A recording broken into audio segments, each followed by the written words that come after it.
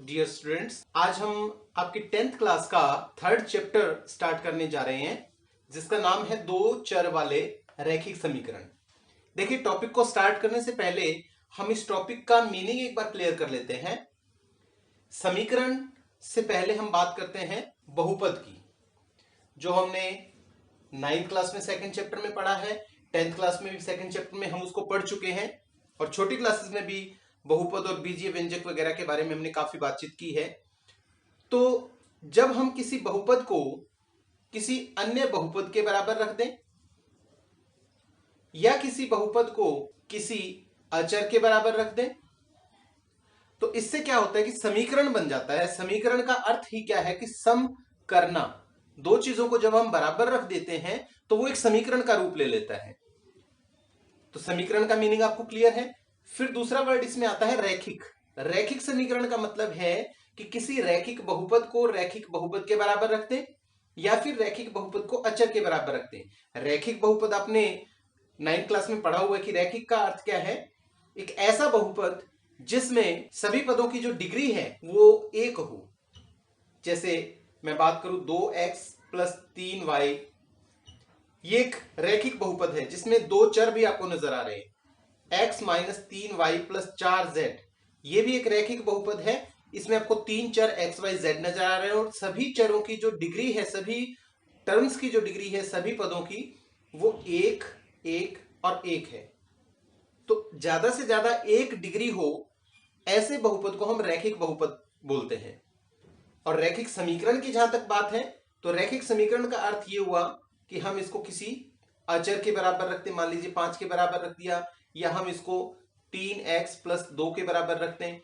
तो यहां क्या हो रहा है कि एक रैखिक बहुपद और दूसरे रैखिक बहुपद को बराबर रख दिया, या फिर एक रैखिक बहुपद को किसी अचर के बराबर रख दिया, तो ये क्या बन जाते हैं, रैखिक समीकरण बन जाते हैं। अब यहां थोड़ा सा और आगे चलते हैं तो एक वर्ड और यहां पे है दो चर वाले रैखिक समीकरण। दो चर वाले रैखिक समीकरण का अर्थ क्या है कि हमारे इस टॉपिक में ये नहीं आएगा, क्योंकि इसमें 1, 2 और 3 चर आपको नजर आ रहे हैं। या आपने बहुत छोटी क्लासेस में 6th या 7th में इस प्रकार के क्वेश्चन किए हैं, 2x + 7 = 9 है।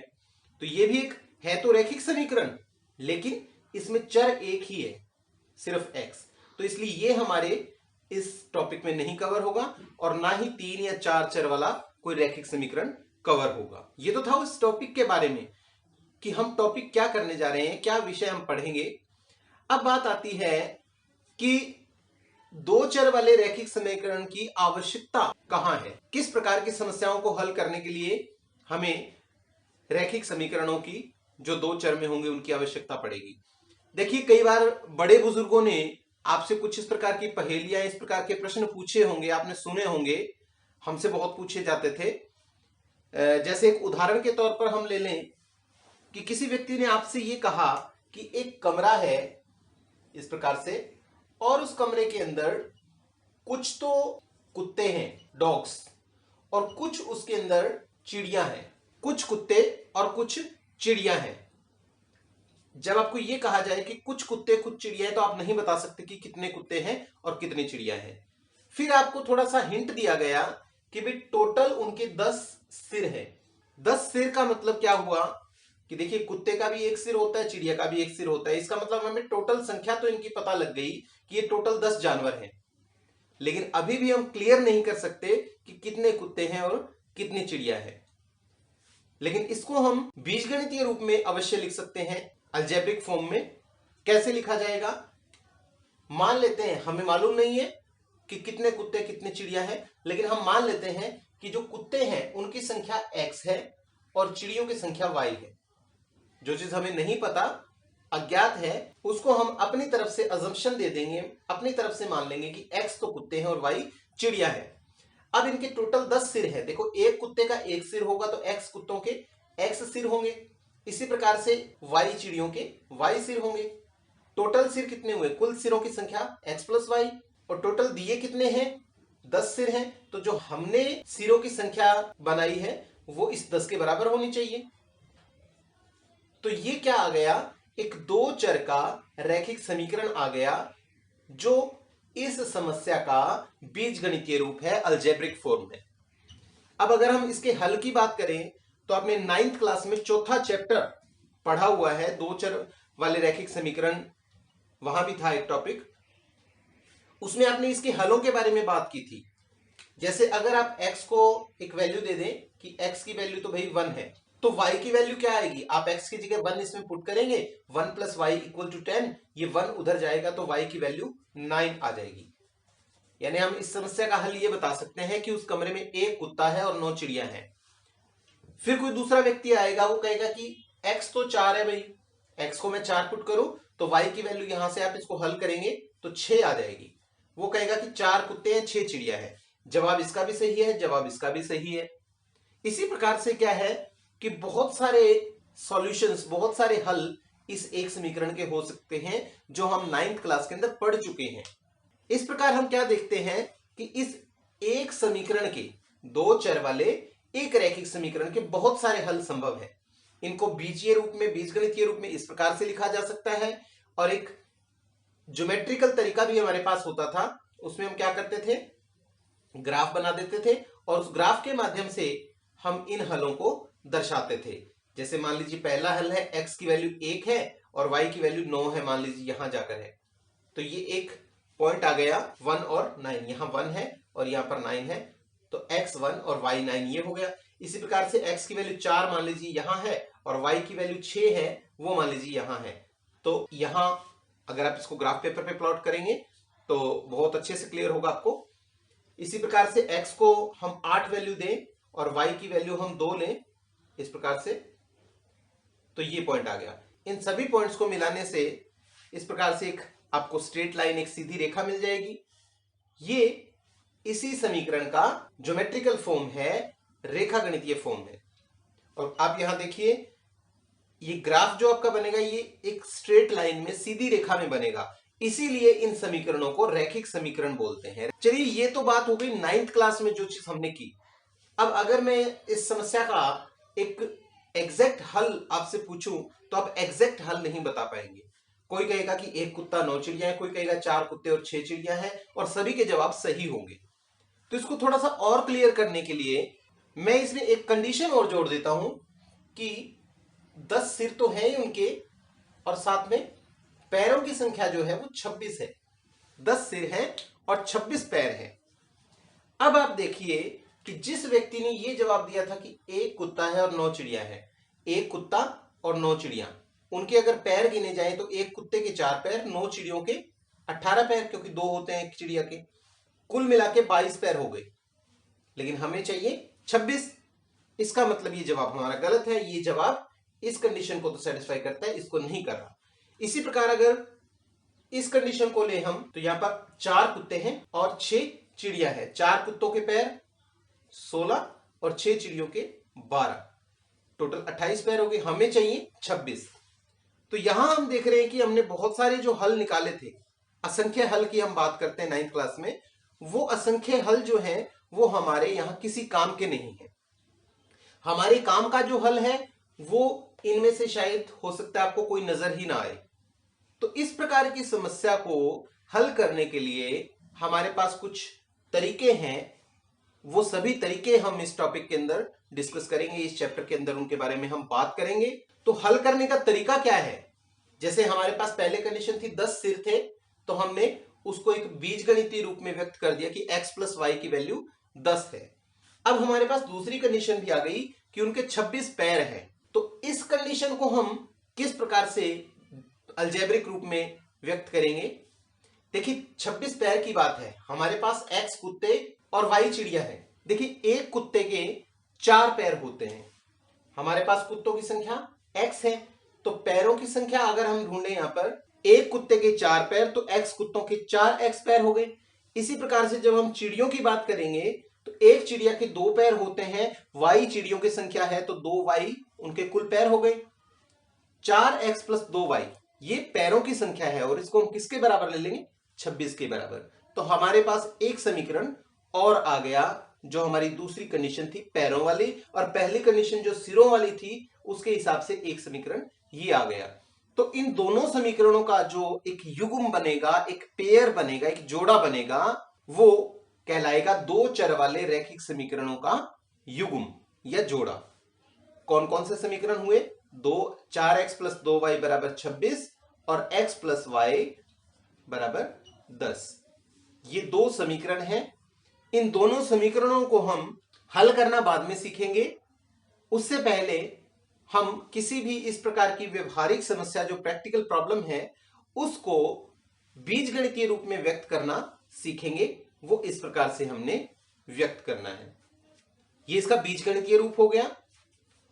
इसी को अगर हम रेखा गणितीय रूप में लिखना चाहें तो हमें क्या करना होगा? जैसे पहले हमने x plus Y equal to 10, इसके हमने कुछ 2-4 हल निकाल लिए थे कि x इतना है तो y इतना, x इतना है तो y इतना, और उन हलों को हमने ग्राफ पेपर पे इस प्रकार से प्लॉट कर दिया था, ग्राफ पेपर पे इस प्रकार से दर्शा दिया था। अब इस समीकरण को, जो दूसरा समीकरण है, इसको भी हम हल करके देखें कि जैसे मैं x की वैल्यू 1 लेता हूं तो यहां से y की वैल्यू कितनी निकलती है? देखिए, आप इसमें 1 रख के देखिएगा, 4 एकम 4, वो 4 उधर जाएगा, 26 में से 4 माइनस होगा, 22 बचेगा। ठीक है, तो 2y इक्वल टू 22, y की वैल्यू 11 आ जाएगी। आप इसको हल कर लीजिएगा, 9th क्लास में आप सीख के आए हैं। इसी प्रकार से आप x की वैल्यू 3 लेंगे, x की वैल्यू 5 लेंगे, कितनी भी आप ले सकते हैं। तो ये कुछ हल हमने समीकरण नंबर 2 के निकाल लिए, ये जो दूसरा समीकरण था। अब इन हलों को भी आप ग्राफ पेपर पे अगर प्लॉट करते हैं तो देखिए, x की वैल्यू 1, y की वैल्यू 11 जो है वो 9 से थोड़ी सी ऊपर मैं यहां ले लेता हूं। x की वैल्यू 3 है, y की वैल्यू 7 है, x 3 और y 7 लगभग यहां आएगा, और x की वैल्यू 5 और y की वैल्यू 3 है, ये लगभग यहां। ये मैं बोर्ड पे कर रहा हूं, आप इसको ग्राफ पेपर पे करेंगे तो बहुत अच्छी आपकी फिगर बनेगी। स्केल और पेंसिल का यूज करके बनाइएगा। तो इस प्रकार से क्या है कि हमने दोनों समीकरणों के ग्राफ बना दिए। ये इस समस्या का ग्राफिकल रिप्रेजेंटेशन है, ज्योमेट्रिकल रिप्रेजेंटेशन है, ज्यामितीय निरूपण इसको हम कह सकते हैं। तो आपकी जो फर्स्ट एक्सरसाइज है, उस फर्स्ट एक्सरसाइज में आपको 3 क्वेश्चंस इसी प्रकार के दिए हुए हैं। उनको आप इसी तरीके से समीकरण बनाएंगे और उसको ग्राफिकल रूप में भी रिप्रेजेंट करके दिखाना है। एक और उदाहरण लेकर के मैं आपको बताऊंगा कि एक्सरसाइज 3.1 के क्वेश्चंस को एग्जैक्टली आपने करना कैसे है। अभी जो हमने किया वो एक इंट्रोडक्टरी सेशन था, सिर्फ आपको परिचय दिया था मैंने 2 चर वाले रैखिक समीकरण और उसके ग्राफ का। अब आपने एग्जाम में कैसे अटेम्प्ट करना है इस प्रकार के क्वेश्चंस को, उसके बारे में बात करेंगे। एक उदाहरण मैं अपनी तरफ से ले रहा हूं। आपकी बुक में जो एग्जाम्पल्स दिए हुए हैं वो आप देखेंगे बहुत आसान है, आपको समझ आ जाएंगे। मैं अपनी तरफ से एक उदाहरण ले रहा हूं। एक बच्चा एक बुक्स की दुकान पे जाता है, वहां से वो 4 पेंसिल और 3 पेन खरीदता है और वो उस दुकान वाले को 26 रुपए दे देता है। फिर एक दूसरा लड़का उस दुकान पे आता है, हम देखते हैं कि वो 3 पेंसिल खरीदता है उससे और 4 पेन खरीदता है और वो उस दुकानदार को 30 रुपए देता है। दुकानदार बोलता है कि 30 रुपए हो गए। अब आपने इन दोनों को देखते हुए ये बताना है कि एक पेंसिल का कितना रेट है और एक पेन की कितनी कीमत है। तो इसके लिए हम इसी कंसेप्ट का प्रयोग करेंगे। हमें एक पेंसिल और एक पेन का मूल्य ज्ञात करना है।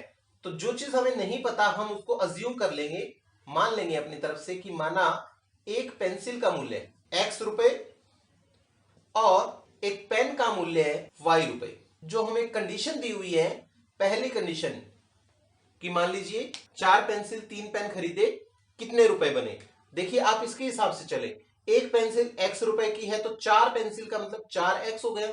यहां आप लिख सकते हैं पहले लड़के द्वारा दी गई राशि कितनी हुई, एक पेंसिल x रुपए की, 4 पेंसिल 4x की हो गई। इसी प्रकार से एक पेन y रुपए का है तो 3 पेन खरीदेगा तो 3 y रुपए उसको देने पड़ेंगे। कुल रुपए दिए इतने और ये किसके बराबर होने चाहिए, 26 के बराबर। इसी प्रकार आप दूसरी कंडीशन देखिए कि 3 पेंसिल खरीदी है उस बच्चे ने दूसरे ने और 4 पेन खरीदे हैं। एक पेंसिल x रुपए की है तो 3 पेंसिल 3x रुपए की होगी। फिर 4 पेन 4y रुपए के हो जाएंगे, दोनों को जोड़ दिया तो कुल कीमत कितनी हुई, कुल मूल्य कितना हुआ दोनों प्रकार की चीजों का, 30 रुपए, क्योंकि ये 30 रुपए दे रखा है। तो आपके पास यहां 2 समीकरण बन गए। ये दोनों समीकरण जब आप लिखते हैं तो ये इस समस्या का या इस स्थिति का बीजगणितीय रूप है, अलजेब्रिक फॉर्म है। ठीक है, अब आपने क्या करना है, अगली चीज, इन दोनों सिचुएशंस को ग्राफिकल फॉर्म में या ज्योमेट्रिकल फॉर्म में, ज्यामितीय रूप में इनको निरूपित करना है। तो इसके लिए आप क्या करेंगे, सबसे पहले आप इस समीकरण के कम से कम 2 या 3 हल निकालेंगे ताकि उससे हमें ग्राफ बनाने में इजी हो जाए। तो इसके हल निकालने का सबसे बढ़िया तरीका क्या है, देखिए आप इसको लिखें 4x + 3y = 26। सबसे आसान तरीका तो ये रहता है कि आप एक बार x को 0 पुट कर ले और देखें कि y कितना आता है। यहां पर हमने x को 0 किया तो ये चीज तो 0 हो गई, आपके पास बचा 3y = 26। y निकालेंगे तो वो 26/3 आएगा, और 26/3 क्योंकि एक फ्रैक्शन है, एक पूर्ण संख्या नहीं है, इसलिए इसको ग्राफिकली रिप्रेजेंट करने में थोड़ा सा आपको दिक्कत आ सकती है। तो इसका एक बढ़िया तरीका मैं आपको बताता हूं। आप इस x वाली टर्म को उधर ले जाएं, 3y = 26 - 4x हो गया। फिर इस 3 को भी उधर ले जाएं, 26 - 4x/3 हो गया। अब आप यहां x की कुछ वैल्यूज अपने आप से रख के देखिए, 0 हो गया, 1 हो गया, 2 हो गया, इस प्रकार से कुछ वैल्यूज रख के देखिए। कोई ऐसी वैल्यू यहां x की जगह आप रखें जिससे कि इसको हल करने पर एक पूर्ण संख्या आ जाए। ये मैं आपकी सहूलियत के लिए बता रहा हूं ताकि आपको ग्राफ बनाने में दिक्कत ना आए। तो आप x की जगह सपोज 0 रखते हैं तो 4 × 0 0 हो गया, 26 में से 0 घटाएंगे 26/3। 26/3 पूर्णांक नहीं आएगा, डिवाइड नहीं कर पाएंगे हम इसको प्रॉपर्ली। तो हम x की जगह 1 रख के देखते हैं, 4 × 1 4, 26 में से 4 घटाएंगे 22, 22/3, फिर से वही फ्रैक्शन आ गई। अगर आप x की जगह 2 रखते हैं, राइट, 2 रखेंगे तो 4 दूने 8, 26 में से 8 घटाएंगे 18, 18/3 6 आ गया, जो कि एक पूर्णांक है। तो इसका मतलब x को 2 पुट करने पर y की वैल्यू 3 आ रही है। दैट मीन्स एक हल तो हमें मिल गया। उस हल को हम एक टेबल बना के, एक सारणी बना के इस प्रकार से रिप्रेजेंट कर देंगे कि x अगर 2 है तो y की वैल्यू अभी हमने निकाली है 3। अब x की एक वैल्यू तो हमने हिट एंड ट्रायल मेथड का यूज करके कुछ वैल्यूज पुट करके चेक कर ली कि एक ऐसी वैल्यू जिससे y की वैल्यू एक पूर्णांक आ जाए। अब हम x की कोई और वैल्यू अगर लेना चाहें तो उसका क्या तरीका रहेगा, उसके लिए आपको दोबारा से वैल्यूज पुट करके देखने की जरूरत नहीं है। जो आपने x की पहली वैल्यू ली है, ध्यान दीजिएगा, x की जो एक वैल्यू आपने ली है 2, उसमें इसका हर जोड़ दीजिए या घटा दीजिए, आपकी मर्जी है, जोड़ दीजिए चाहे घटा दीजिए। तो मैं 2 और 3 को जोड़ देता हूं, 2 × 3 5 आ गया। अब जब आप x की वैल्यू 5 रखेंगे, रख के देखिए, 4 × 5 20, 26 - 20 कितना हुआ 6, 6/3 करेंगे, 6 को 3 से भाग किया 2। तो y की जो वैल्यू आएगी वो क्लियर सी बात है कि वो फ्रैक्शन में नहीं आएगी, वो पूर्ण संख्या या पूर्णांक के रूप में आएगी। आप उसको ग्राफ पे आसानी से प्लॉट कर सकते हैं।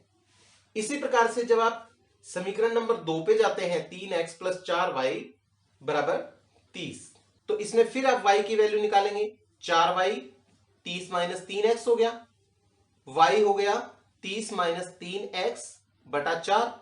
अब इसमें भी आप एक टेबल बना लीजिए जिसमें आप x और y की कम से कम 2 वैल्यूज जरूर, 2 पेयर x और y के जरूर बनाएंगे, क्योंकि जब आप ग्राफ बनाएंगे तो एक सीधी रेखा खींची जाएगी, और एक स्ट्रेट लाइन, एक सीधी रेखा खींचने के लिए हमें कम से कम उसके 2 पॉइंट्स की आवश्यकता जरूर पड़ती है, इसलिए 2 वैल्यूज हमें लेनी जरूरी है। तो सबसे पहले आप x की वैल्यू पुट करके देखिए यहां कोई ऐसी जिससे कि ये फ्रैक्शन में ना आए। जैसे मैंने x को 0 पुट किया, बात नहीं बनेगी क्योंकि 3 × 0 0, 30 में से 0 घटाएंगे 30, 30/4 पूरा डिवाइड नहीं होता, इसको आप छोड़ दीजिए एक बार के लिए। आप x को 2 पुट करके 1 पुट करके देखिए, 3 × 1 3, 30 में से 3 गए 27, 27/4 पूर्णांक नहीं आएगा। इसी प्रकार से x को 2 पुट करेंगे, 3 × 2 6, 30 में से 6 गए 24, 24 को 4 से भाग करेंगे, कितना आएगा 6 आ जाएगा। जब आप x को 2 पुट करते हैं तो क्या होता है, 3 × 2 6, 30 में से 6 गए 24, 24/4 करेंगे 6 आ जाएगा।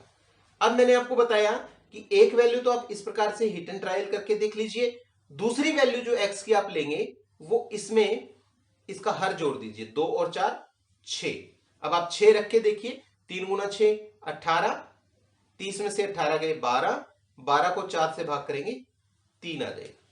तो हमारे पास इन दोनों समीकरणों के हलों की एक एक सारणी आ गई। अब इस सारणी की हेल्प से, इन दोनों सारणियों की हेल्प से हम इसको ग्राफिकली रिप्रेजेंट करेंगे, ग्राफ बनाएंगे इसका। देखिए वो कैसे बनेगा। देखिए ये मैंने कोऑर्डिनेट एक्सिस ले लिए हैं, निर्देशांक अक्ष जो होते हैं वो मैंने ले लिए हैं। आप इसको ग्राफ पेपर पे बना लीजिए। अब इन वैल्यूज को, इन पेयर्स को हम इस ग्राफ पे प्लॉट करेंगे। सबसे पहले इसको देखिए, इस समीकरण का जब हम ग्राफ बनाएंगे, x की वैल्यू 2 है, y की वैल्यू 6 है। अब x की वैल्यू 2 लेंगे और y की वैल्यू 6 यहां आ जाएगी।